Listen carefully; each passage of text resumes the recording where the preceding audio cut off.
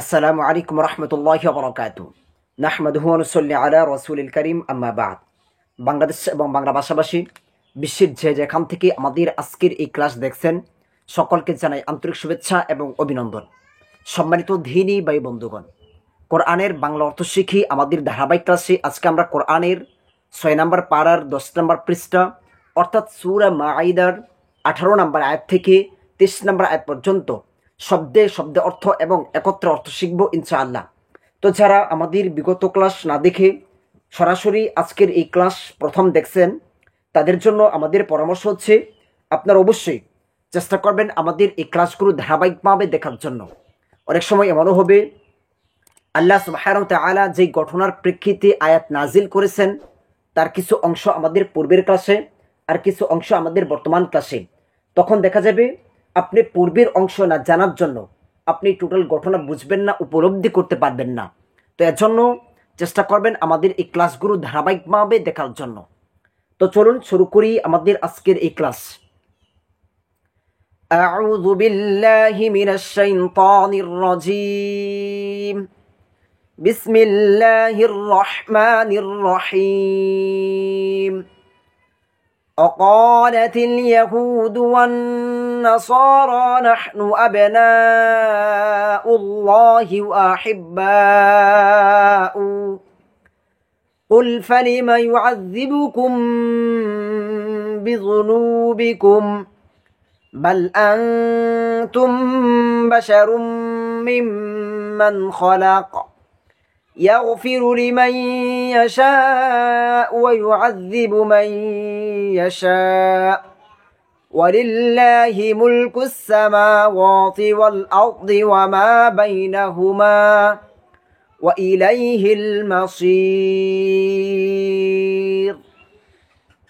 وقالت اليهود وورتسأر قالت بلو اليهود ইহুদিরা অকালাতিল ইয়াহুদু আর ইহুদিরা বলল অন্নাসারা ও নাসারারা, ইহুদি এবং নাসারারা বলল নাহনু আমরা, নাহনু অর্থ হচ্ছে আমরা, সবসময় মনে রাখবেন আবনাউ সন্তান, ইবনুন থেকে আবনাউ সন্তান, আল্লাহ আল্লাহর, নাউজুবিল্লাহ।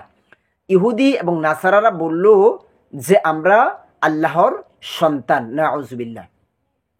ও আহিব্বাউহু ও তার প্রিয়জন, এখানে ওয়া অর্থ হচ্ছে ও বা আর যেটা বলেন, ওয়া আহিব্বা যে এই হু অর্থ হচ্ছে তার, তার মানে হচ্ছে আল্লাহ, এই আল্লাহর নামের সর্বনাম ব্যবহার করা হচ্ছে এখানে হু জমির। ওয়া আহিব্বাউহু ও আল্লাহর প্রিয়জন, নাউজুবিল্লাহ। যে তারা বলতেছে যে তারা আল্লাহর সন্তান এবং আল্লাহর প্রিয়জন। কুল তুমি বলো, যে আল্লাহ রাসূল সাল্লাল্লাহু আলাইহি সাল্লামকে বলতেছে যে আপনি বলুন, তাদেরকে বলুন, ফালিমা তবে কেন, ফা তবে লিমা কেন, তবে কেন, ইউআযিবুকুম তিনি তোমাদেরকে শাস্তি দিবেন। তাদেরকে তিরস্কার অর্থে বলা হচ্ছে যে তোমরা যদি প্রকৃতপক্ষে আল্লাহর সন্তান হয়ে থাকো, তোমরা যদি আল্লাহর প্রিয়জন হয়েই থাকো, তাহলে আল্লাহ তোমাদেরকে শাস্তি দিবেন কেন? বিযুনুবিকুম তোমাদের পাপের কারণে, এই বি এখানে অর্থ হচ্ছে কারণে, জানবুন জুরুবি এই একুম অর্থ হচ্ছে তোমাদের, যে তোমাদের পাপের কারণে তাহলে কেন আল্লাহ তোমাদেরকে শাস্তি দিবেন তোমরা যদি আল্লাহর পুত্র হয়ে থাকো। এটা তাদেরকে তিরস্কার অর্থে মূলত বলা হয়েছে এটা। বাল বরং, আংতুম তোমরা, আংতুম তোমরা, বাশারুন মানুষ, বাশার মানে হচ্ছে মানুষ, বাশারুন মানুষ, মিম্মান যাদের, খলাক তিনি সৃষ্টি করেছেন, যে যাদের মানে হচ্ছে যা আল্লাহ সৃষ্টি করেছেন ওই সৃষ্ট থেকে তোমরা একটা শ্রেণীর মানুষ। তোমরা কি মানুষ, যা আল্লাহ সমস্ত কিছু সৃষ্টি করেছেন ওই সৃষ্টি থেকে একটা শ্রেণী হচ্ছে তোমরা মানুষ।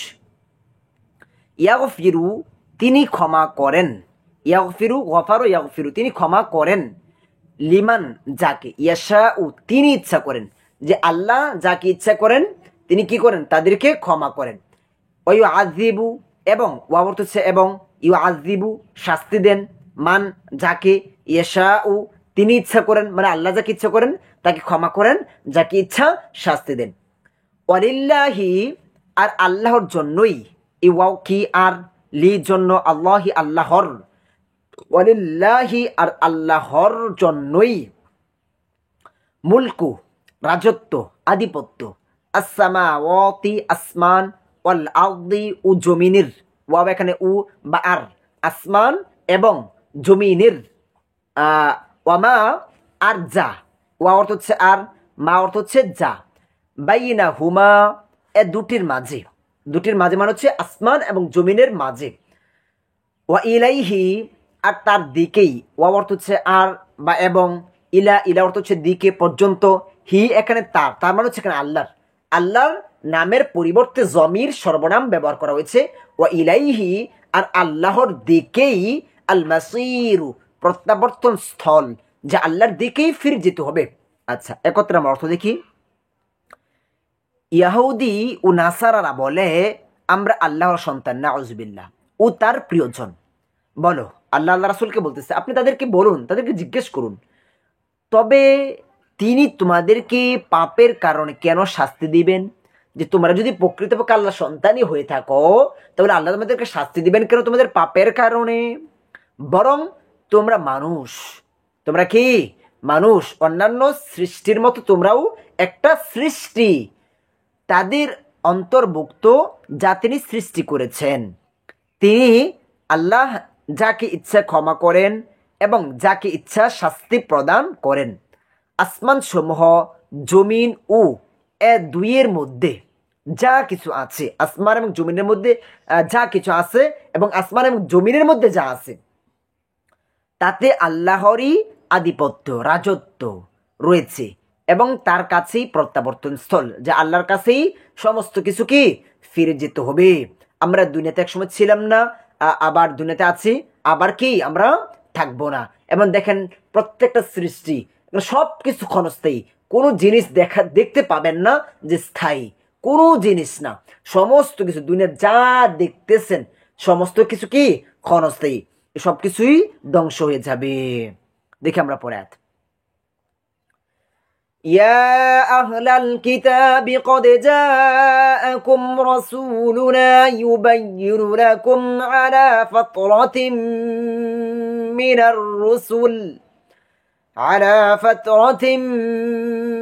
الرسل أن تقولوا ما جاءنا من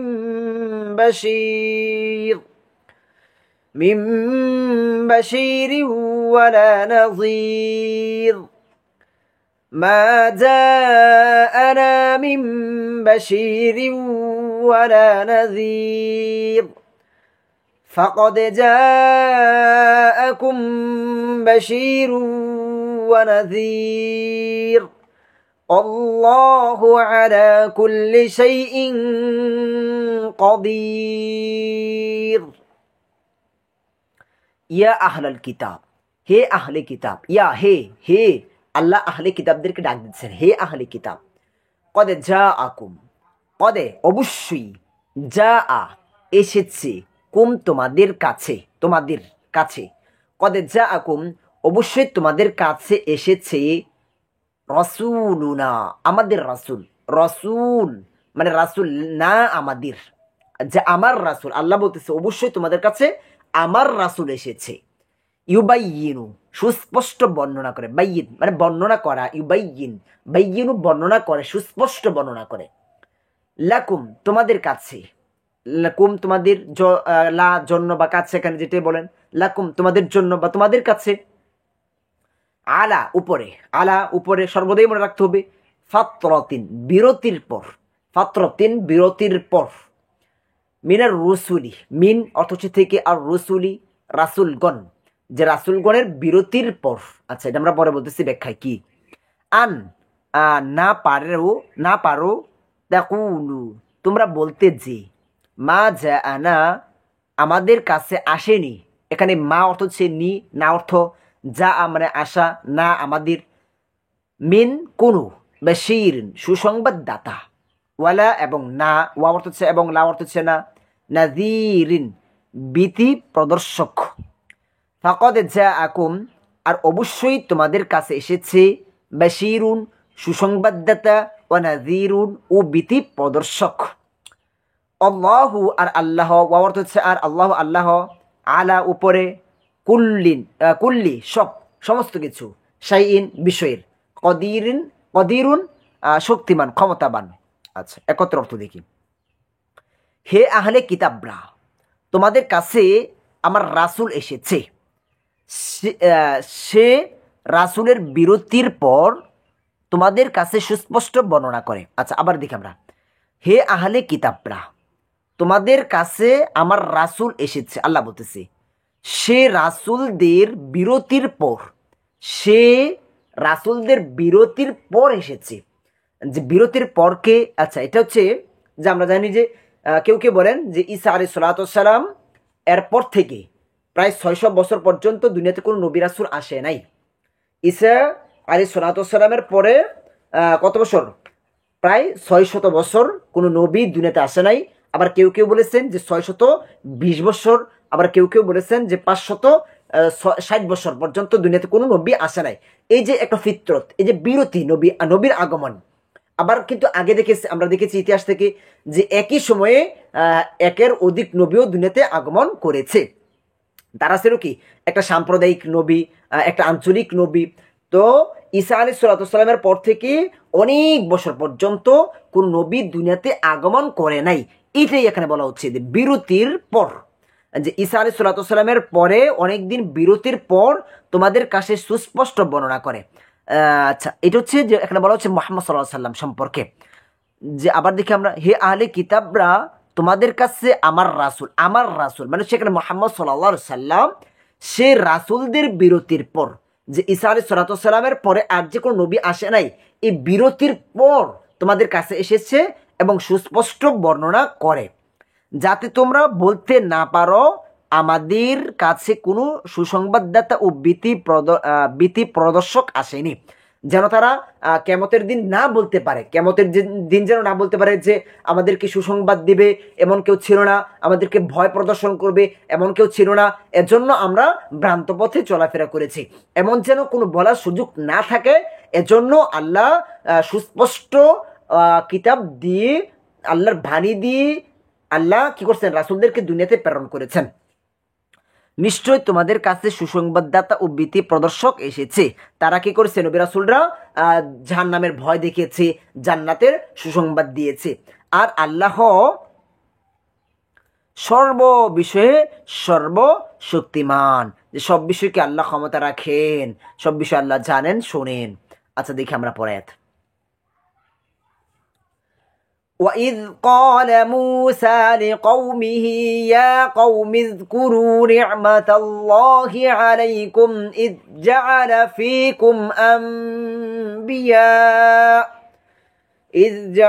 فِيكُمْ أَنْبِيَاءَ وَجَعَلَكُمْ مُلُوكًا وآتاكم ما لم يؤت أحدا من العالمين।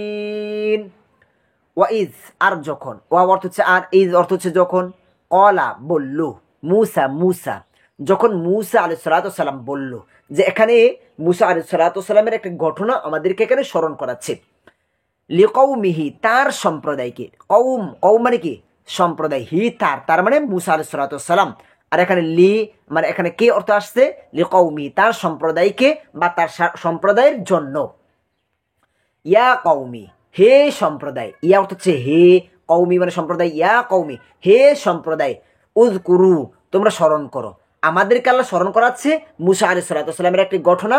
মুসা আলাইহিস সালাতু ওয়াস সালাম তার সম্প্রদায়কে বলতেছে, হে সম্প্রদায় তোমরা স্মরণ করো নিয়ামাতা আল্লাহর নিয়ামত, নিয়ামাত আল্লাহি আল্লাহর নিয়ামত, নিয়ামত মানে নিয়ামত অনুগ্রহ, আল্লাহি আল্লাহর। তোমরা কি করো? মুসা আলাইহিস সালাতু ওয়াস সালাম বলতেছে তার সম্প্রদায়কে যে তোমরা কি করো? আল্লাহর নিয়ামতকে স্মরণ করো। আলাইকুম তোমাদের উপর, আলা অর্থ হচ্ছে উপর, কুম অর্থ হচ্ছে তোমাদের, ইজ যখন, জাআলা তিনি বানিয়েছেন, তিনি কি করেছেন? বানিয়েছেন, ফিকুম তোমাদের মধ্যে, ফি অর্থ হচ্ছে মধ্যে, কুম অর্থ হচ্ছে তোমাদের, ফিকুম তোমাদের মধ্যে, আম্বিয়া নবীদেরকে, যেখানে নিয়ামতরা কি? নবীদেরকে বানিয়েছেন, ওয়া জাআলাকুম আর তোমাদেরকে করেছেন, ওয়া অর্থ হচ্ছে আর, জাআলা মানে হচ্ছে করা, তৈরি করা, কুম তোমাদের, মুলুকান রাজ্যাধিপতি। আচ্ছা, এটা আমরা পরে একত্রে বুঝাচ্ছি। ও আতাকুম আর তোমাদেরকে দিয়েছেন, ওয়া অর্থ হচ্ছে এবং, বা আর, আতা মানে হচ্ছে দেওয়া প্রদান করা, কুম তোমাদেরকে, মা যা, লাম ইউতি তিনি দেননি, এখানে লাম অর্থ হচ্ছে নি, তিনি দেননি, আতা ইউতি তিনি দেননি, আতা থেকে ইউতি এটা হচ্ছে কি আপনার ফিউচার। আহাদান কাউকে, ফিউচার বা চলমান দুটোই বলতে পারেন। আহাদান কাউকে, মিনাল আলামিন মিন অর্থ হচ্ছে থেকে, আলামিনা বিশ্বজগৎ। আচ্ছা, একত্র অর্থ দেখি তাহলে সহজে বুঝবো। যখন মূসা স্ত্রীয় সম্প্রদায়কে বললেন, মূসা তার ও সম্প্রদায়কে বলতেছেন, হে আমার সম্প্রদায়, তোমাদের প্রতি আল্লাহর নিয়ামত স্মরণ করো, তোমাদের প্রতি যে আল্লাহ নিয়ামত যে অনুগ্রহ করেছেন ওইটাকে তোমরা কি করো, স্মরণ করো। এখন কি অনুগ্রহ করেছেন, যে এটা হচ্ছে যখন তিনি তোমাদের মধ্যে নবীদেরকে বানিয়েছেন, তোমাদের মধ্যে থেকে কি করেছেন, নবীদেরকে বানিয়েছেন। আর আমরা জানি যে ওই সম্প্রদায় থেকেই কিন্তু ইসরায়েল থেকে, বনি ইসরায়েল থেকে আল্লাহ অনেক নবীদেরকে প্রেরণ করেছেন, নবীদেরকে বানিয়েছেন, তোমাদেরকে রাজ্যাধিপতি করেছেন। যে বনি ইসরায়েল থেকে আল্লাহ তাদেরকে নাবুয়ত দিয়েছেন এবং রাজত্ব দিয়েছেন অনেক নবীদেরকে, যে এটা একটা নিয়ামত আল্লাহর অনুগ্রহ, যে আল্লাহ বনি ইসরায়েলদের থেকে কি অনেক নবীদেরকে আল্লাহ নবুয়ত দিয়েছে, আবার রাজত্ব দিয়েছে, যেমন সুলাইমান আলাইহিস সালাতু ওয়াস সালাম, ইউসুফ আলাইহিস সালাতু ওয়াস সালাম, এরকম নবীদেরকে। তো এটা আল্লাহর একটা নিয়ামত অনুগ্রহ, তো এটাকে স্মরণ করো, যা বিশ্বজগতের কাউকে দেননি, যা কি বিশ্বজগতের কাউকে দেননি। তোমাদেরকে অনেক জিনিস, এখানে আরেকটু বাকি রয়েছে, তোমাদেরকে এমন অনেক জিনিস দিয়েছেন, অনেক জিনিস দিয়েছেন বনি ইসরায়েলদেরকে, মান্না সালওয়া দিয়েছে, আবার তাদেরকে কি দিয়েছে, যে ম্যাগের ছায়া দ্বারা তাদেরকে ছায়া দিয়েছে, ম্যাগ দ্বারা। আবার তাদেরকে কি, যে মুসা আলাইহিস সালাতু ওয়াস সালামের লাঠির আঘাতে পাথর থেকে যে পানির ফোয়ারা, তো এরকম অনেক নিয়ামত আল্লাহ তাদেরকে দিয়েছেন। আচ্ছা, এরই অংশ কিন্তু পরেও আছে, এখানে আমরা দেখবো ইনশাল্লাহ। দেখি পরে আয়াত। يا قوم ادخلوا الأرض المقدسة التي كتب الله لكم ولا ترتدوا على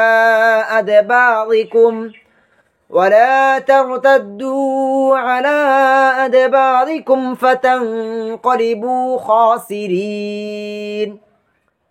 ইয়া কওমি হে আমার সম্প্রদায়, উদখুলু তোমরা প্রবেশ করো, তোমরা কি করো, প্রবেশ করো, আল আরদ ভূমিতে, কোথায় প্রবেশ করতে বলা হচ্ছে, ভূমিতে, আল মুকদ্দাসাতা পবিত্র ভূমিতে, আল্লাতি যা কাতাবা নির্ধারণ করেছেন, আল্লাহ আল্লাহ, লাকুম তোমাদের জন্য, লা জন্য কুম তোমাদের, ওয়ালা তারতাদ্দু এবং তোমরা ফিরে যেও না। খুব সুন্দর, কিন্তু এই আয়াতটা আমাদের জন্য গুরুত্বপূর্ণ একটা আয়াত বর্তমান সময়ের জন্য। ওয়ালা তারতাদ্দু আর তোমরা কি করো না, ফিরে যেও না। ওয়া অর্থ হচ্ছে এবং, বা আর, লা অর্থ হচ্ছে না, তারতাদ্দু ফিরে যেও না, রথ প্রত্যাবর্তন করা, ফিরা, আলা দিকে, আদবারিকুম তোমাদের পিছনে, তোমাদের পিছন দিকে তোমরা ফিরে এসো না, ফাতানকলিবু তাহলে তোমরা প্রত্যাবর্তন করবে, খাসিরিন ক্ষতিগ্রস্ত হয়ে। আচ্ছা, আমরা এখন একত্র অর্থ দেখি আর বুঝি আমরা, খুবই গুরুত্বপূর্ণ আয়াত।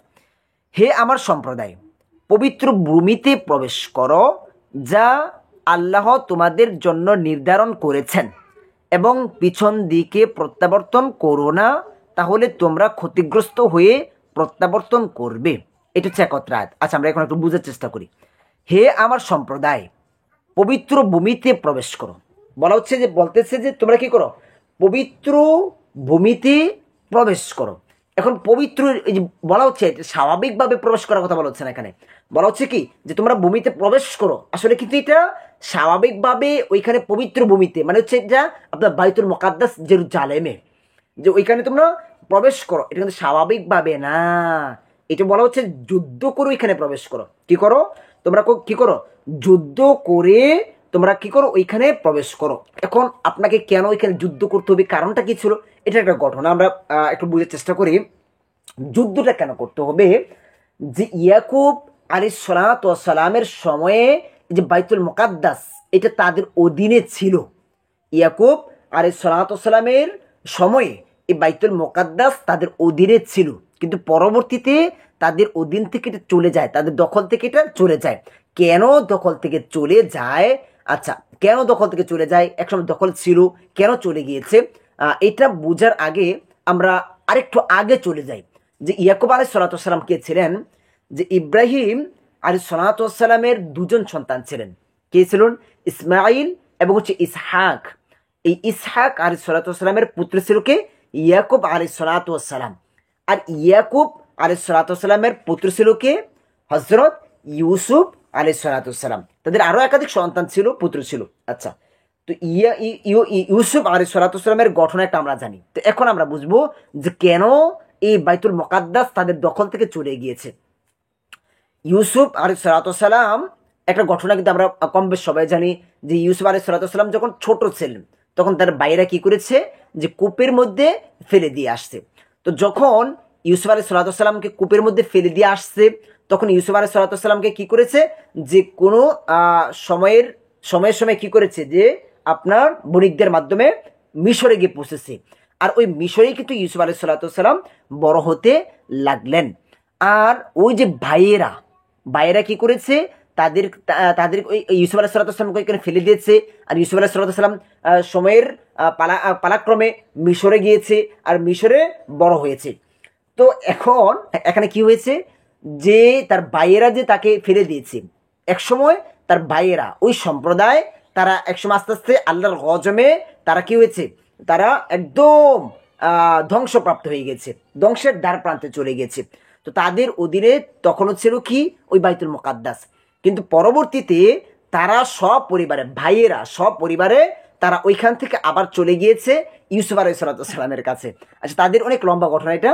ইউসুফ আলাইহিস সালামের কাছে চলে গেছে। আর যখন তারা ওইখানে চলে যায়, যখন তারা কি করেছে, যে ইউসুফ আলাইহিস সালামের ওইখানে চলে গিয়েছে তাদের এই ভূমি ছেড়ে, তখন তাদের এই জায়গাটা দখল করেছে আমালিকা একটা সম্প্রদায়। তো এই জন্য এই যে বাইতুল মুকাদ্দাস আর এই অঞ্চল, এটা চলে যায় কাদের কাছে, ওই যে আপনার যে ধ্বংসপ্রাপ্ত তাদের কাছে, শয়তানদের কাছে, কথায় তাদের কাছে এটা চলে যায়। তো এটাই বলা হচ্ছে পরবর্তীতে, এটা পরবর্তী জামানায় এসা, যে যখন তাদের হাতে এটা দখলে ছিল, কাফেরদের হাতে, তখন বলা হচ্ছে তোমরা ওইখানে প্রবেশ করো। আর এই প্রবেশ করাটা স্বাভাবিকভাবে না, বরং যুদ্ধ করে তোমরা ওইখানে কি করো, প্রবেশ করো, যা আল্লাহ তোমাদের জন্য নির্ধারণ করেছেন। আচ্ছা, এখানে নির্ধারণ করেছেন এটা বলা হচ্ছে যে আল্লাহ সুবহানাহু ওয়া তাআলা ইয়াকুব আলাইহিস সালামের সাথে একটা ওয়াদা করেছেন, যে পরবর্তীতে ইয়াকুব আলাইহিস সালামের পরবর্তীতে তার সম্প্রদায়ের মুমিন বান্দাদের হাতে এর রাজত্ব আল্লাহ দিবেন, তুলে দিবেন আর কি, যে এই বাইতুল মুকাদ্দাসের রাজত্ব মুমিন বান্দাদের হাতে আল্লাহ দিবেন। আচ্ছা, এবং পিছন দিকে প্রত্যাবর্তন করো না, বলা হচ্ছে কি তোমরা যুদ্ধ করো, কিন্তু যুদ্ধের ময়দান থেকে পিছন দিকে প্রত্যাবর্তন করো না। কিন্তু তারা ওইখান থেকে কি করেছিল, প্রত্যাবর্তন করেছিল, এটা আমরা সামনে আরো দেখতেছি।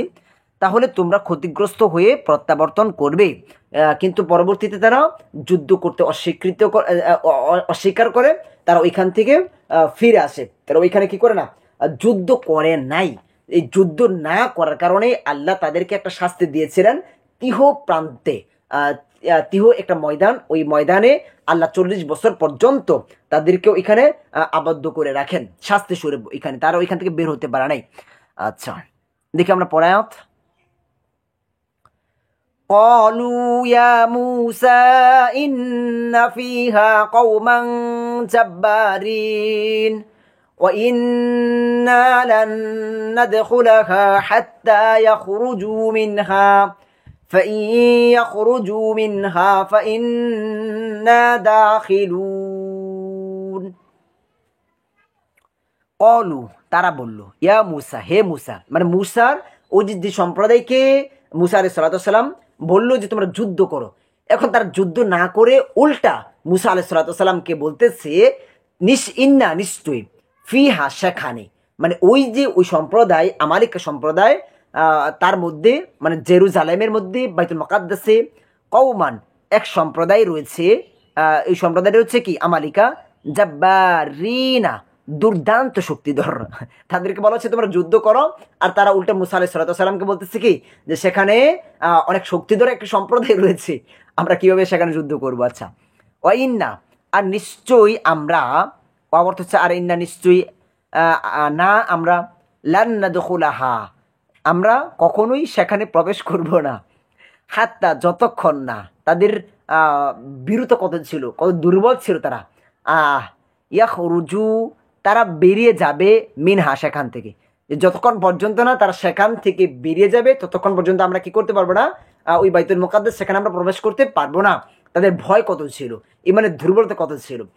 ফাইন, সুতরাং যদি, ফা এখানে অথবা বা সুতরাং ইন যদি, ইয়াখরুজু, তারা বের হয়, মিনহা, সেখান থেকে, ফাইন্না, তবে নিশ্চয়ই আমরা, দাখিলুন, সেখানে প্রবেশ করব। আচ্ছা, তারা বলল, হে মুসা, নিশ্চয়ই সেখানে এক দুর্দান্ত শক্তিধর সম্প্রদায় রয়েছে, আমরা কখনো সেখানে প্রবেশ করব না যতক্ষণ না তারা সেখান থেকে বের হয়ে যায়। তারা যদি সেখান থেকে বের হয় তবেই আমরা প্রবেশ করব। তাদের ইমানের দুর্বলতা কত ছিল, একজন নবী তাদেরকে আদেশ করলেন কিন্তু তারা ভয়ে কি ওই আদেশ পালন করতে পারছে না। আচ্ছা, পরে দেখি আমরা। قال رجلان من الذين يخافون أنعم